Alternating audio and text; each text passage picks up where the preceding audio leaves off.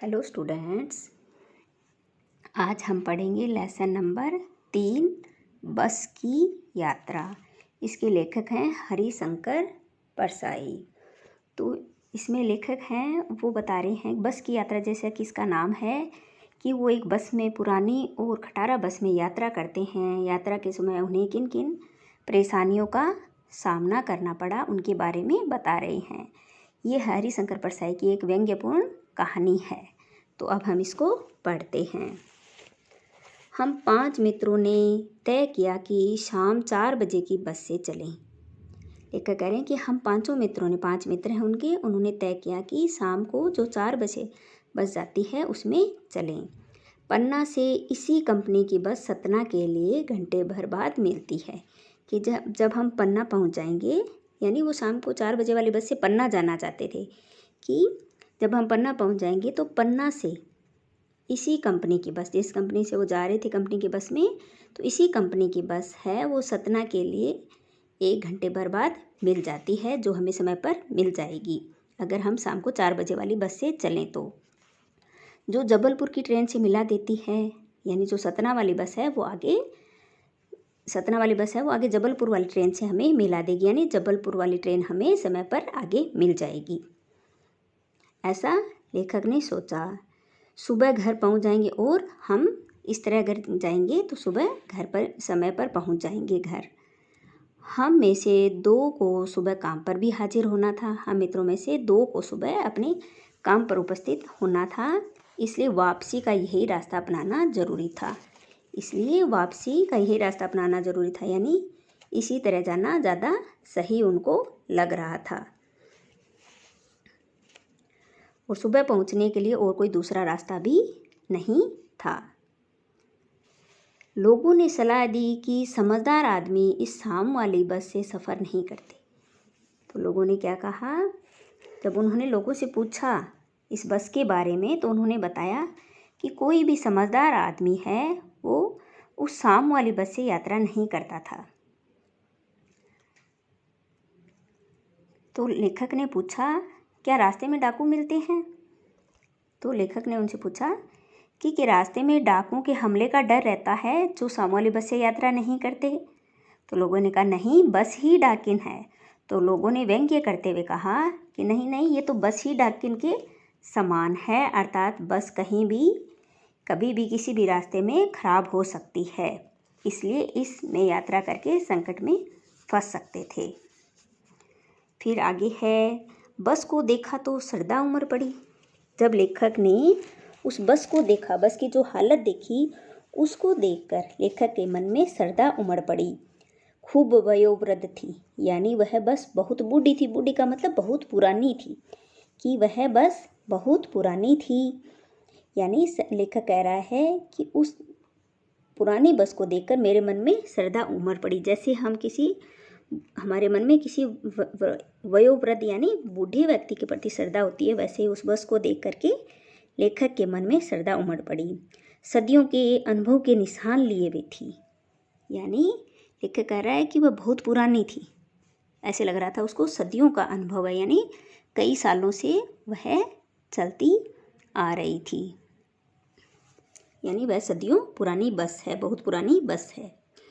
लोग इसलिए इससे सफ़र नहीं करना चाहते थे कि वृद्धावस्था में से कष्ट होगा। यानी लोग इसमें इसलिए सफ़र या यात्रा नहीं करना चाहते थे क्योंकि वृद्धावस्था में से कष्ट होगा। वृद्धावस्था यानी बुढ़ापे में इसको कष्ट होगा, यानी कोई बूढ़ा व्यक्ति होता है, उससे काम करवाते तो उसको कष्ट होता है। वैसे ही लेखक इस बस पर व्यंग्य कर रहा है कि इससे जो बूढ़ी बस है, पुरानी बस है, उसको कष्ट होगा। यह बस पूजा के योग्य थी, उस पर सवार कैसे हुआ जा सकता है। लेखक कह रहे हैं कि अब वह बस केवल खड़ी करने लायक ही थी, कि अब बस को एक जगह खड़ा कर देना चाहिए ताकि लोग उस प्राचीन बस का दर्शन करने को आते रहें, उसको देखते रहें कि 100 साल पुरानी बस ऐसी थी, तो उसका दर्शन करने के लिए आते रहें। लेखक उसे यात्रा करने का साहस नहीं जुटा पा रहा था कि उसमें सवार कैसे हुआ जा सकता है।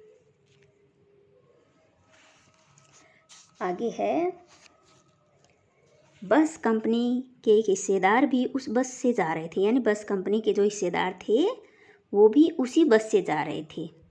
हमने उनसे पूछा, ये बस चलती भी है? तो लेखक ने पूछा बस कंपनी के हिस्सेदार से, क्या ये चलती भी है? वह बोले, चलती क्यों नहीं है जी, अभी चलेगी, देखिए ये तो अभी चलेगी। हमने कहा, वही तो हम देखना चाहते हैं ये बस चलती भी है क्या, और अपने आप चलती है क्या क्या ये बिना धक्का दिए अपने आप स्टार्ट हो जाती है? फिर बस कंपनी के हिस्सेदार ने कहा, हाँ जी, और कैसे चलेगी, अपने आप ही चलेगी। गजब हो गया, ऐसी बस अपने आप चलती है।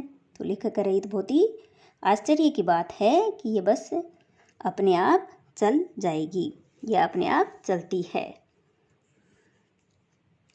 हम आगा पीछा करने लगे, यानी वो बस की हालत को देखने लगे। लेखक और उसके मित्र बस की हालत देखकर उसमें यात्रा करने में हिचकने लगे। आगा पीछा करने लगे मतलब उसके आगे, मतलब उसको देखा पहले, बस की हालत को देख करके उसमें यात्रा करने से हिचकने लगे कि इसमें यात्रा करनी चाहिए या नहीं करनी चाहिए। तो ऐसा वो सोच रहे थे। तभी उनके डॉक्टर मित्र ने कहा, डरो मत चलो, कि डरो मत चलो, बस अनुभवी है। तो मित्र ने मजाक में कहा कि बस को यात्रा करने और कराने का बहुत लंबा अनुभव है, अनुभवी है, यानी बहुत ही इसको अनुभव है, ये बहुत सालों से चलती आ रही है, इसलिए इसको अनुभव है। नई नवेली बसों से ज़्यादा विश्वसनीय है कि ये बस है, वो नई बसों से इस पर अधिक विश्वास किया जा सकता है। नवी नवेली बसों से, यानी नई जो बसें हैं उनसे ये ज़्यादा विश्वसनीय है, विश्वास करने के योग्य है। हमें बेटों की तरह प्यार से गोद में लेकर चलेगी। तो कह रहे हैं हमें बेटों की तरह गोद में लेकर चलेगी।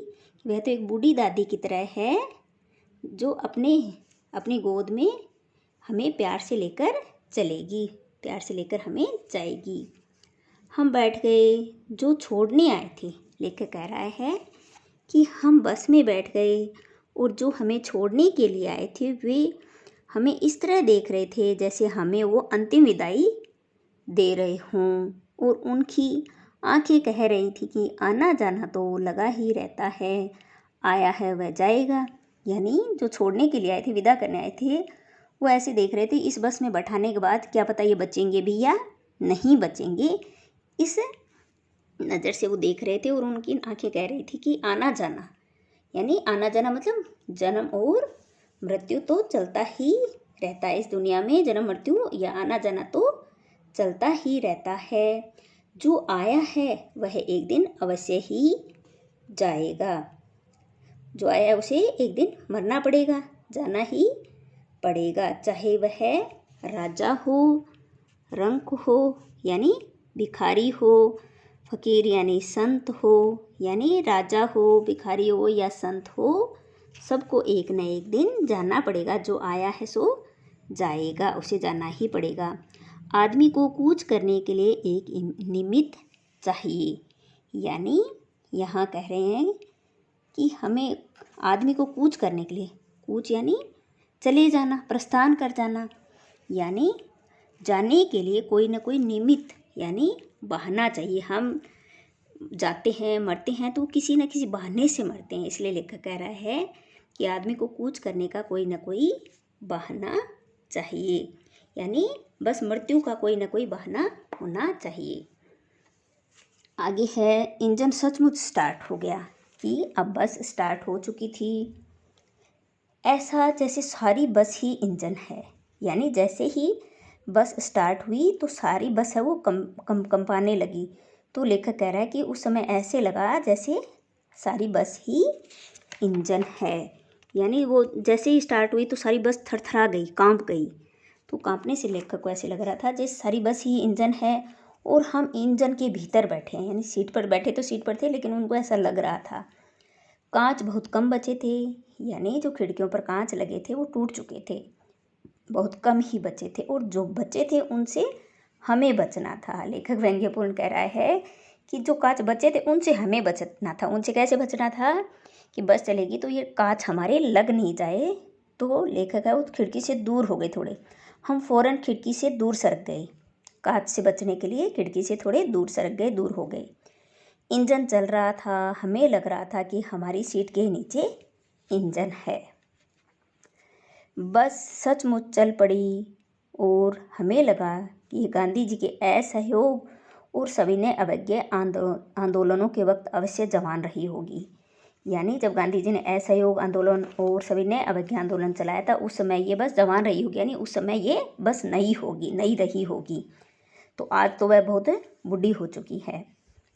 उसे ट्रेनिंग मिल चुकी थी, हर हिस्सा दूसरे से असहयोग कर रहा था। यानी असहयोग के आंदोलन के समय यह जवान थी, यानी उस समय नई थी, तो उसका पूरा आंदोलन के समय उसको पूरा ट्रेनिंग मिल चुकी थी, तो उसका हर हिस्सा दूसरे हिस्से से असहयोग कर रहा था। यानी पूरी बस है वह सविनय अवज्ञा आंदोलन के दौर से गुजर रही थी। तो ऐसे लग रहा था बस का कोई भी हिस्सा है वो बस से कभी भी अलग हो सकता है, बस का प्रत्येक हिस्सा उसे असहयोग कर रहा था, अलग हो सकता था। सीट का बॉडी से असहयोग चल रहा था। ऐसा लगता था कि सीट बॉडी को छोड़कर आगे चली जाएगी, जो बस की बॉडी है उसको छोड़कर सीट आगे चली जाएगी। और कभी लगता कि सीट को छोड़कर बॉडी आगे भागी जा रही है, कि सीट पीछे रह जाएगी और बस की बॉडी है वो आगे चली जाएगी। इस तरह से पूरी बस है वो एक बस का हिस्सा है, एक दूसरा हिस्सा वो आपस में असहयोग कर रहा था। तो कभी लग रहा था सीट आगे चली जाएगी, कभी लग रहा था कि बस की बॉडी है वो सीट को पीछे छोड़कर आगे चली जाएगी। 8-10 मील चलने पर सारे भेदभाव मिट गए। ये समझ में नहीं आता था कि सीट पर हम बैठे हैं या सीट हम पर बैठी है। तो लेखक कह रहा है कि हम कुछ दूरी पर ही चले थे, थोड़ी दूरी पर चले थे, कुछ मील चलने के बाद जो सीट है वो टूट गई और सभी मित्र हैं उसके नीचे फंस गए। तो लेखक कह रहा है तो हमें पता ही नहीं चल रहा था कि हम सीट पर बैठे हैं या सीट हम पर बैठी है, यानी उसके नीचे वो धंस गए। आगे है, एकाएक बस रुक गई।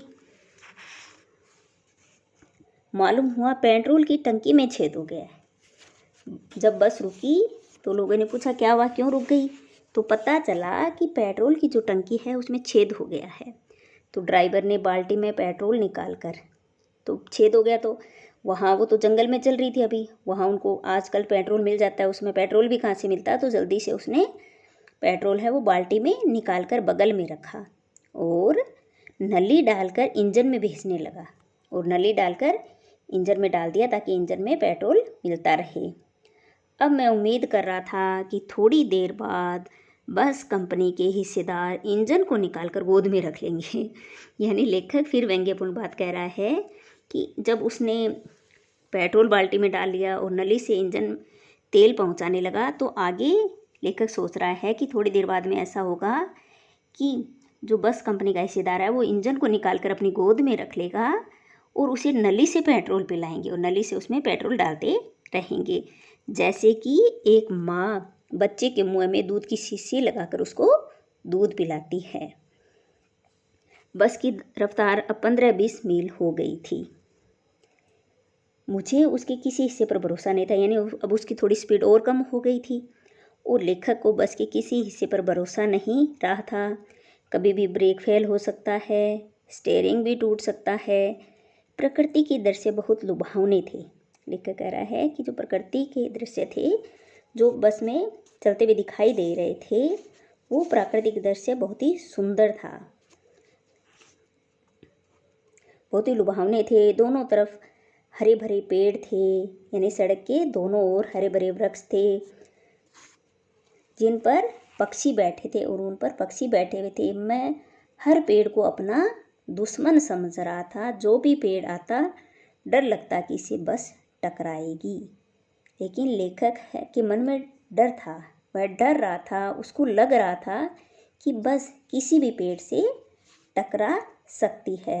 अब लेखक को हर आने वाला पेड़ है वो दुश्मन जैसा लग रहा था। क्योंकि दुश्मन क्यों लग रहा था? क्योंकि लेखक को लग रहा था कि बस कभी भी किसी भी पेड़ से टकरा सकती है। वह निकल जाता तो दूसरे पेड़ का इंतज़ार करता, एक निकल जाता तो दूसरे के बारे में सोचता कि ये पेड़ भी निकल जाए कि बस इससे कहीं टकरा न जाए। और झील दिखती तो सोचता कि इसमें बस गोता लगा जाएगी।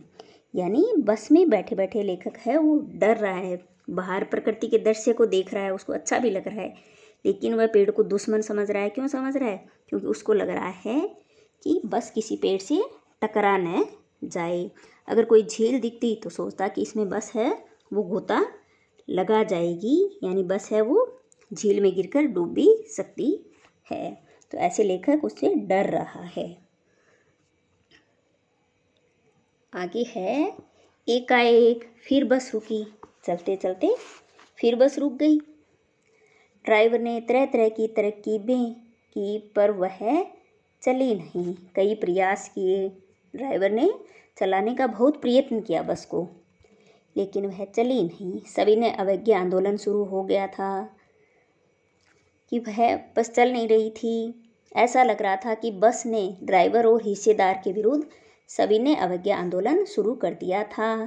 वह बड़ी विनम्रता से उनके अत्याचारों का विरोध कर रही थी। हिस्सेदार कह रहे थे बस तो फर्स्ट क्लास है जी, यह तो इत्तेफाक की बात है। जो हिस्सेदार है वो बड़ी बेशर्मी से कह रहा था कि बस तो फर्स्ट क्लास है। अभी सबको दिख रही थी वो बस खटा रहा है, फर्स्ट क्लास तो है ही नहीं। फिर भी वो बेशरम होकर कह रहा था कि बस तो फर्स्ट क्लास है, अच्छी है, यह तो इत्तेफाक की बात है, ये तो संयोग से ही कुछ ऐसा हो रहा है कि ये बार बार रुक रही थी। क्षीण चांदनी में वृक्षों की छाया के नीचे वह बस बड़ी दयनीय लग रही थी। तो ड्राइवर ने हार कर उसको वृक्ष की छाया के नीचे खड़ा कर दिया। क्षीण चांदनी यानी जो हल्की हल्की चांदनी थी, धुंधली चांदनी में वृक्षों की छाया में खड़ी वह बस बड़ी दयनीय लग रही थी। लगता था जैसे कोई वृद्धा थक कर बैठ गई हो। ऐसा लग रहा था जैसे कोई वृद्धा यानी बूढ़ी औरत थक कर चलते चलते थक गई हो और थक करके कोई पेड़ की छाया में बैठ गई हो। ऐसे ही वह बस भी दयनीय लग रही थी। हमें ग्लानि हो रही थी कि बेचारी पर लदकर हम चले आ रहे हैं। लेखक कह रहे हैं कि हमें अपने आप पर बड़ी शर्म अनुभव हो रही थी कि हम इस पर सवार होकर आ रहे थे। ग्लानि हो रही थी यानी शर्म महसूस हो रही थी कि हम बेचारी पर लदकर यानी चढ़कर आ रहे थे। अगर इसका प्राणांत हो गया तो इस बियावान में हमें इसकी अंत्येष्टि करनी पड़ेगी। अगर ये बस आगे नहीं चली और ख़राब हो गई और चली भी नहीं यानी प्राणांत हो गया। प्राणांत वैसे ये होता है कि मर जाना या प्राणों का अंत हो जाना। अगर ये प्राणांत बस का प्राणांत क्या होगा? ख़राब हो जाना।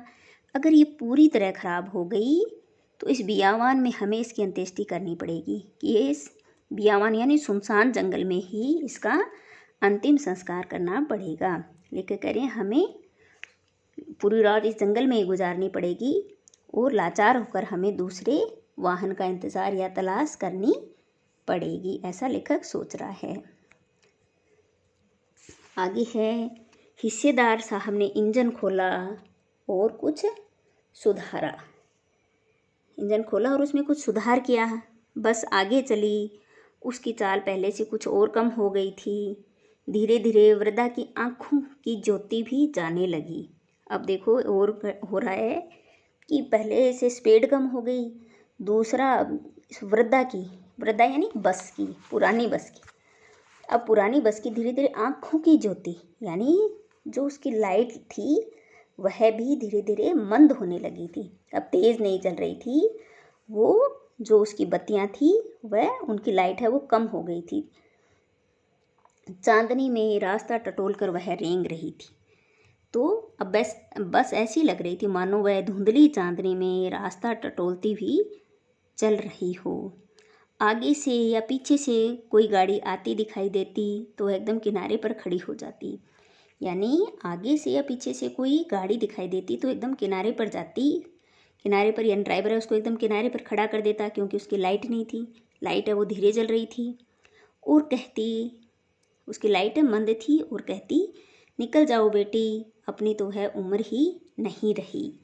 यानी जब लाइट बंद होने के कारण वो ड्राइवर उसको किनारे पर खड़ा कर देता तो ऐसा लगता कि बस कह रही हो कि दूसरी जो बस आती उसको कहती, जाओ तुम आगे निकल जाओ, अपनी तो है उम्र ही नहीं रही। कि मेरी तो है उम्र ही नहीं रही, यानी मैं पहले की तरह अब जवान नहीं रह गई हूँ, मैं तो बूढ़ी हो गई हूँ, अर्थात मैं पुरानी हो गई हूँ। फिर है, एक पुलिया के ऊपर पहुँचे ही थी कि एक टायर फिस करके बैठ गया। कि एक पुलिया यानी छोटे पुल पर, छोटा सा पुल, कि उस पर हम पहुँचे ही थे कि एक टायर फिस करके बैठ गया, यानी एक टायर है वो पंचर हो गया, उसकी हवा निकल गई, वह बहुत ज़ोर से हिलकर थम गई, यानी बस तेज हिली और रुक गई। अगर स्पीड में होती तो उछलकर नाले में गिर जाती। ये तो शुक्र है कि वह धीरे चल रही थी और बस तेज हिलकर ही रुक गई। अगर बहुत स्पीड में होती तो उछलकर नाले में गिर जाती। मैंने उस कंपनी के हिस्सेदार की तरफ पहली बार श्रद्धा भाव से देखा। लेखक कह रहा है कि मैंने पहली बार उसको श्रद्धा भाव से देखा, क्योंकि बस की स्पीड धीरे थी। वह टायरों की हालत जानते थे, फिर भी जान हथेली पर लेकर इसी बस से सफ़र कर रहे थे। कि जो कंपनी के हिस्सेदार थे वह टायरों की हालत जानते थे, फिर भी अपनी जान को हथेली में लेकर, यानी अपनी जान की परवाह किए बिना ही इसी बस से सफ़र कर रहे थे। उत्सर्ग की ऐसी भावना दुर्लभ है। उत्सर्ग यानी त्याग की भावना, दुर्लभ यानी बहुत ही कठिन है। कि ऐसी त्याग की भावना कठिन है। लेखक कह रहे हैं कि मैंने उस कंपनी के हिस्सेदार को पहली बार श्रद्धा भाव से देखा कि जो टायरों की हालत जानते थे कि एकदम ख़राब है, फिर भी अपनी जान की परवाह किए बिना वो उस बस में सफ़र कर रहे थे। तो ऐसी त्याग की भावना बहुत ही दुर्लभ है, कठिन है। सोचा इस आदमी के साहस और बलिदान भावना का सही उपयोग नहीं हो रहा है। इसे तो किसी क्रांतिकारी आंदोलन का नेता होना चाहिए था, वहाँ इसके साहस और बलिदान का सही उपयोग होता।